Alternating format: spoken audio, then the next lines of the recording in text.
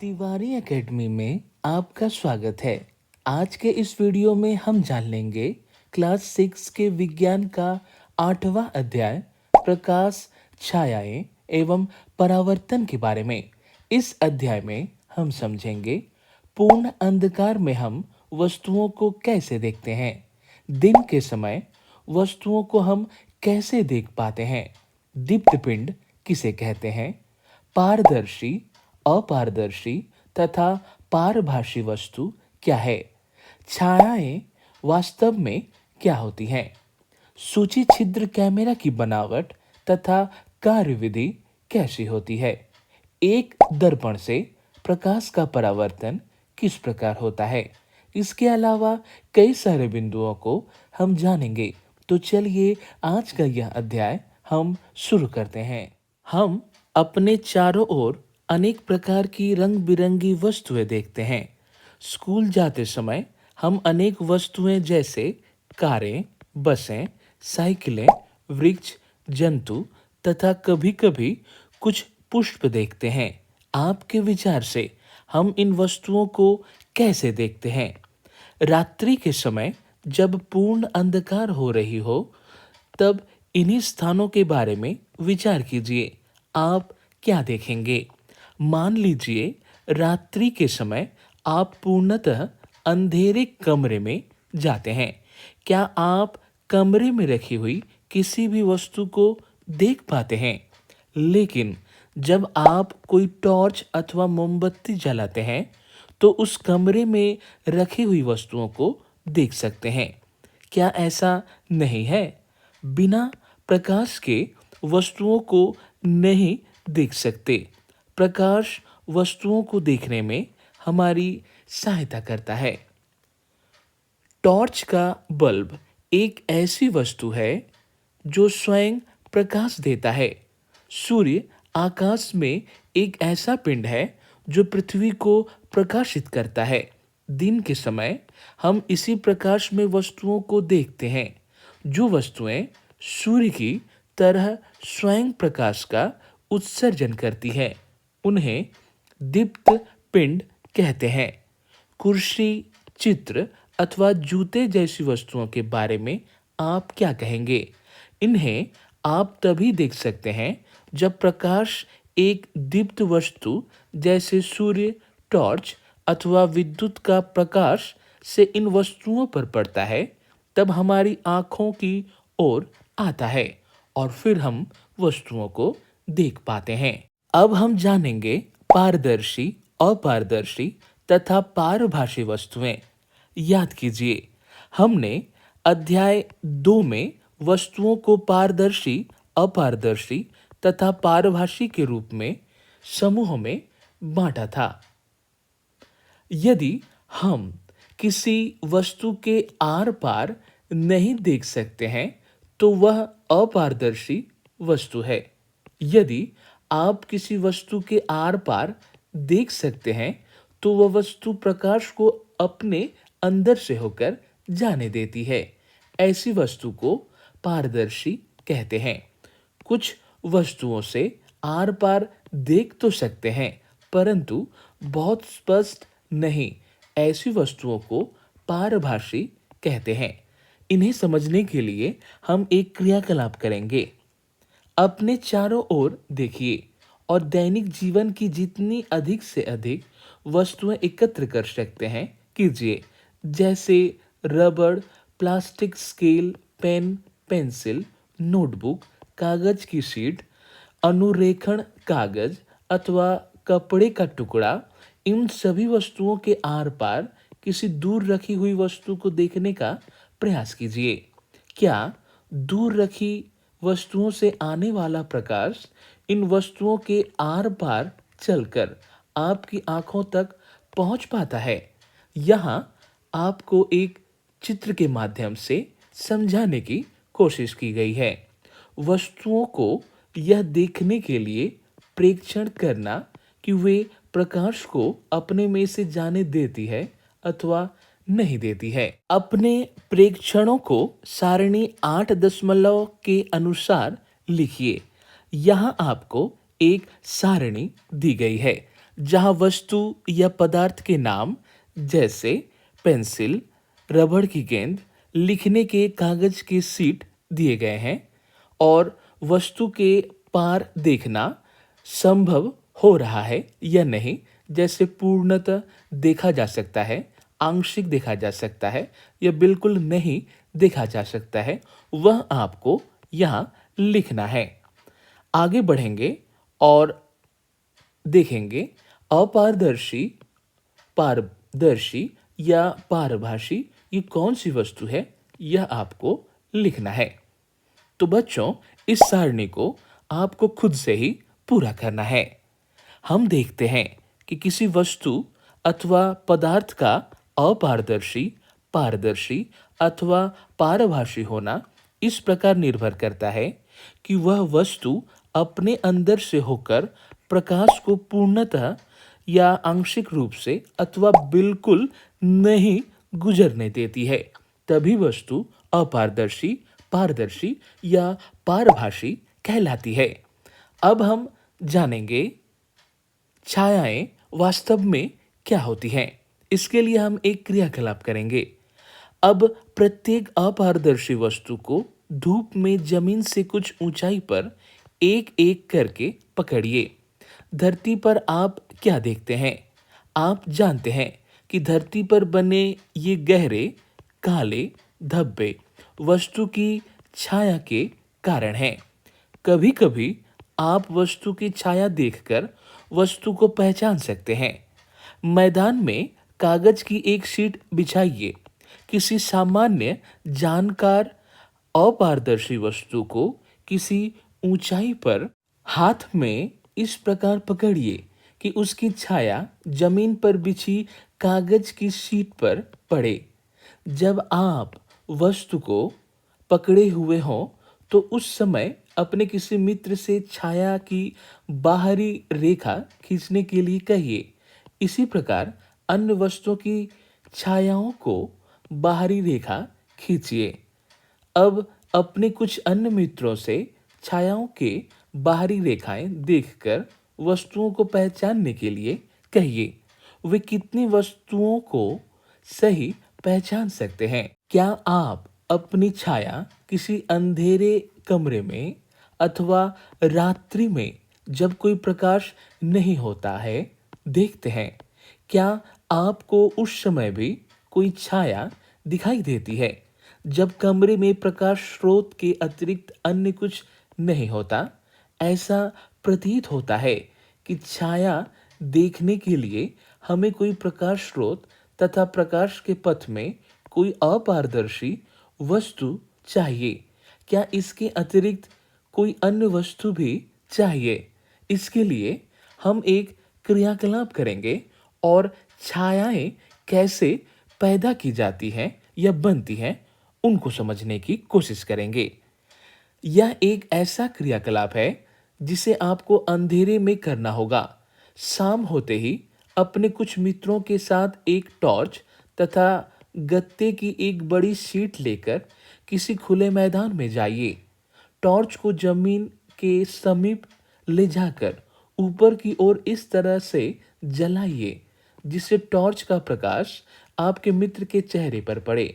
अब आपके पास प्रकाश स्रोत तथा प्रकाश के पथ के अनुदिश एक अपारदर्शी वस्तु यानी आपका मित्र है। यदि आपके मित्र के पीछे पेड़, इमारत तथा कोई अन्य वस्तु ना हो तो क्या तब भी आपको अपने मित्र के सिर की छाया दिखाई देगी? इसका अर्थ यह नहीं है कि वहां छाया नहीं है। वास्तव में टॉर्च का प्रकाश आपके मित्र के सर से पार नहीं होता है। अब किसी अन्य मित्र से कहें कि गत्ते की शीट को आपके मित्र के पीछे पकड़े। क्या अब छाया शीट पर बनती है? चित्र 8.3 को देखिए। यहाँ पर आपको कई सारे हाथों द्वारा बनाए गए जंतुओं की छाया या विभिन्न प्रकार की छाया को दिखाया गया है। कि किस प्रकार हाथों के जरिए भी एक छाया का निर्माण होता है।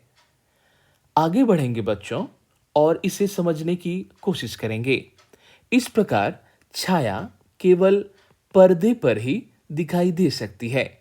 जमीन, कमरे की दीवार, इमारतें अथवा इस प्रकार की अन्य सतहें आपको दैनिक जीवन में दिखाई देने वाली अन्य छायाओं के लिए पर्दे की तरह कार्य करती है। छायाओं से हमें वस्तु की आकृतियों के बारे में कुछ जानकारी प्राप्त होती है। कभी-कभी तो छाया हम सभी को वस्तु की आकृति के बारे में भ्रमित भी कर सकती है। चित्र 8.4 में कुछ छायाएं दिखाई दी गई हैं, जिन्हें हम अपने हाथों से बनाकर विविध जानवरों की छाया होने का भ्रम उत्पन्न कर सकते हैं। है ना? ये मजेदार बात। अब इसे समझने के लिए हम एक और क्रियाकलाप करेंगे। स्कूल के मैदान में धूप में एक कुर्सी रखिए। आप कुर्सी की छाया से क्या अवलोकन करते हैं? क्या छाया से कुर्सी की सही आकृति का ज्ञान होता है?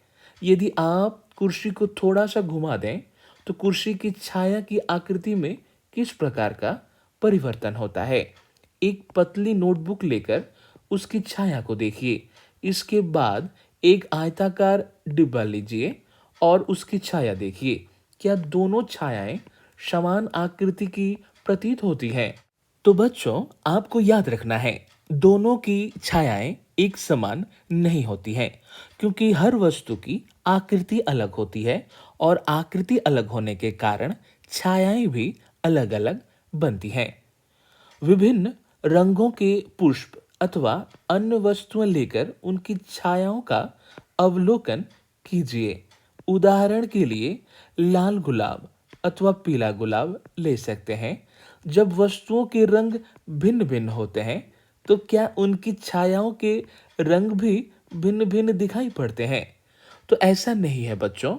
छाया के रंग हमेशा काला ही दिखाई देते हैं, चाहे वह कितना ही रंगीन वस्तु क्यों ना हो। अब एक लंबा बॉक्स लीजिए तथा पृथ्वी पर बनी उसकी छाया को ध्यान से देखिए। जब आप बॉक्स को इधर-उधर गति कराते हैं, तो उस समय आप छाया के आकार में होने वाले परिवर्तन को देख सकते हैं। बॉक्स की छाया कब सबसे छोटी बनती है? तब जब आप बॉक्स के बड़े फलक को सूर्य के सामने रखते हैं तथा जब आप छोटे फलक को सूर्य के सामने रखते हैं। आइए इस लंबे बॉक्स का प्रयोग सरल कैमरा बनाने में करें। अब हम समझेंगे सूची छिद्र कैमरा के बारे में।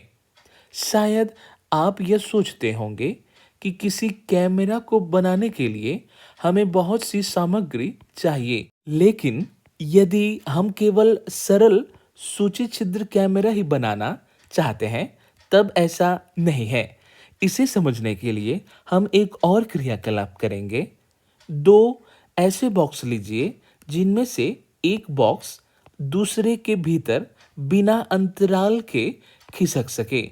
दोनों बॉक्सों का एक एक छोटा फलक काट लीजिए। बड़ा बॉक्स लेकर इसके दूसरे छोटे फलक के बीचों बीच एक छोटा छिद्र बनाइए, जैसा कि आपको चित्र 8.5 ए में दिखाया गया है। इस प्रकार छोटे बॉक्स के दूसरे छोटे फलक पर एक वर्गाकार आकृति, जिसकी भुजा लगभग 5 से 6 सेंटीमीटर हो, काटिए। इस कटे भाग पर ट्रेसिंग पेपर या पारभासी पर्दा चिपकाकर ढक दीजिए, जैसा कि चित्र 8.5 बी में दिखाया गया है। छोटे बॉक्स को बड़े बॉक्स में इस प्रकार खिसकाइए कि छोटे बॉक्स का पारभासी ट्रेसिंग पेपर वाला पर्दा बड़े बॉक्स के भीतर हो। आपका सूची छिद्र कैमरा उपयोग के लिए तैयार है। सूची छिद्र कैमरा लेकर छोटे बॉक्स के खुले हुए सिरे से देखें। अपने सिर तथा सूची छिद्र कैमरा को काले रंग के कपड़े से ढक लीजिए। अब सूची छिद्र कैमरा से दूर की वस्तुएं जैसे पेड़ अथवा इमारतों को देखने की कोशिश कीजिए। सुनिश्चित करें कि जिस वस्तु को आप सूची छिद्र कैमरे से देखना चाहते हैं वह सूर्य की तेज धूप में रखी हो। अब छोटे बॉक्स को सूची छिद्र बने बड़े बॉक्स में आगे पीछे तब तक खिसकाइए जब तक दूसरे छोर पर लगे हुए ट्रेसिंग पेपर पर तस्वीर ना मिले। क्या सूची छिद्र कैमरा के प्रतिबिंब अपनी छायाओं से भिन्न है?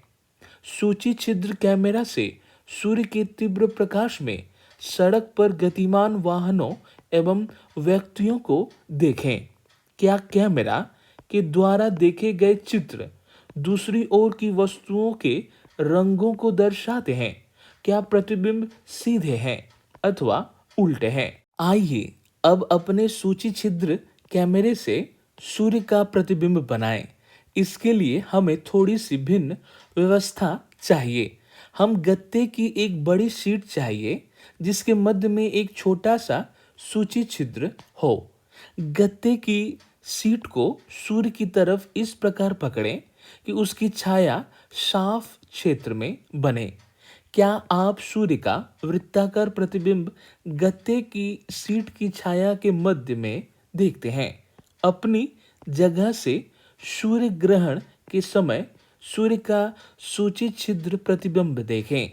सूर्य ग्रहण से पहले सूची छिद्र तथा पर्दे को इस प्रकार सुव्यवस्थित करें कि सूर्य का प्रतिबिंब पर्दे पर साफ बने।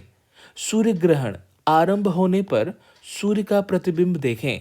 आप अवलोकन करेंगे कि ग्रहण प्रारंभ होने पर सूर्य के प्रतिबिंब का एक भाग धीरे धीरे काला हो जाता है। हमें सूर्य को सीधे कदापि नहीं देखना चाहिए। यह हमारी आंखों के लिए अत्यंत हानिकारक हो सकता है। इसे आपको याद रखना है। प्रकृति में भी एक रोचक सूची छिद्र कैमरा है। कभी कभी हम ऐसे वृक्ष के नीचे से गुजरते हैं जिसमें ढेरों पत्तियां होती हैं। तब हमें उस पेड़ के नीचे सूर्य के प्रकाश के धब्बे दिखाई देते हैं, जैसा आपको यहाँ 8.6 चित्र में दिखाया गया है। वास्तव में ये वृत्ताकार प्रतिबिंब सूर्य के सूची छिद्र प्रतिबिंब होते हैं। पत्तियों के बीच के खाली स्थान सूची छिद्र की भांति व्यवहार करते हैं। इन खाली स्थानों में इसी प्रकार की अनियमित आकृतियां हो सकती हैं, परंतु हम सूर्य के वृत्ताकार प्रतिबिंब ही देख सकते हैं। आगामी सूर्य ग्रहण के समय सूर्य के प्रतिबिंबों को देखने का प्रयास करें। यह अत्यंत रोचक हो सकता है। बूझो के मस्तिष्क में एक विचार है। हमने अपने सूची छिद्र कैमरा से सड़क पर चलते लोगों के उल्टे प्रतिबिंब देखे थे। सूर्य के प्रतिबिंबों के साथ क्या होता है? क्या वे प्रतिबिंब भी हमें उल्टे दिखाई दिए थे? पहले का कुछ अन्य विचार है।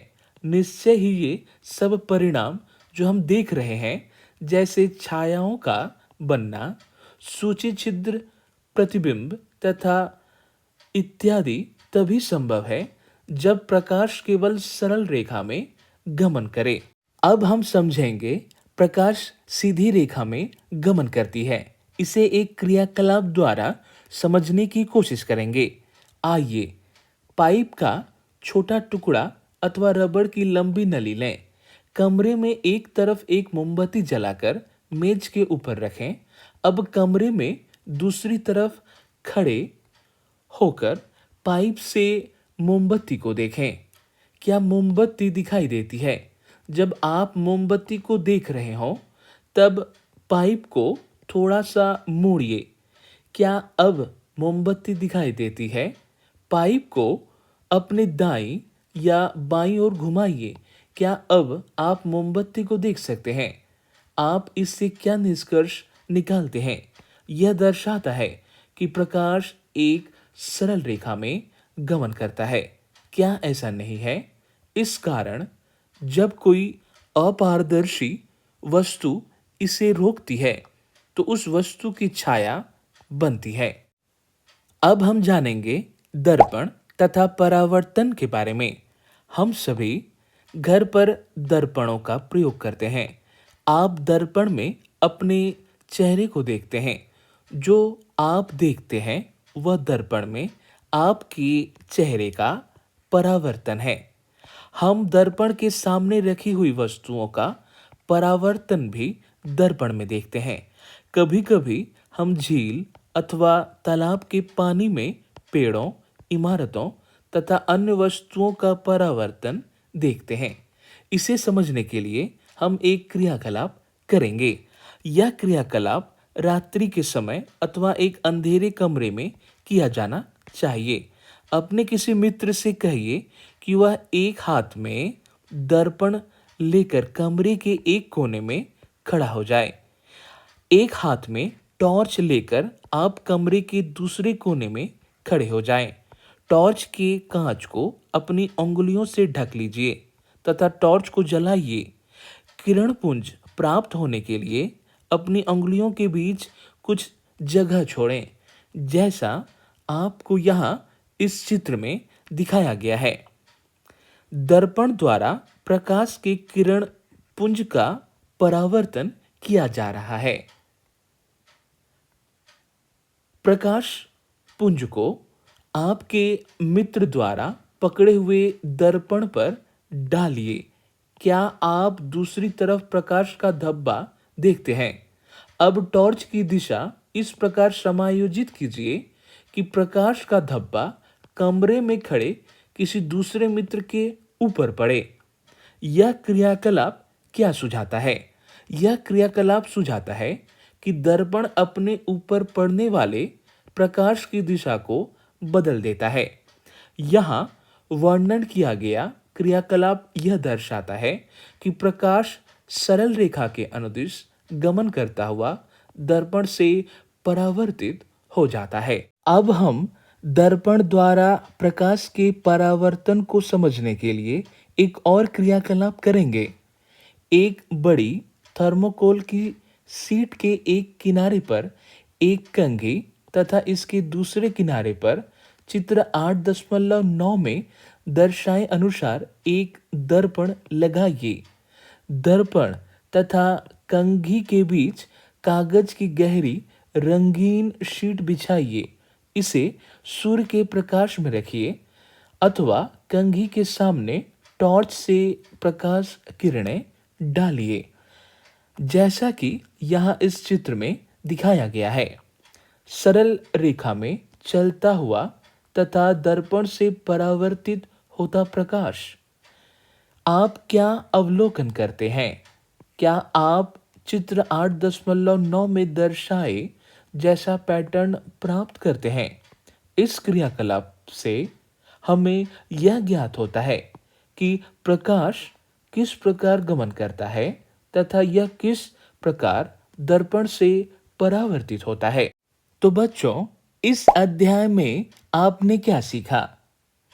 आपने पारदर्शी, अपारदर्शी तथा पारभासी के बारे में जाना तथा यह समझा कि पारदर्शी वस्तुएं ही छाया का निर्माण करती हैं। वस्तु रंग बिरंगी हो या काली, छाया हमेशा काला ही बनता है।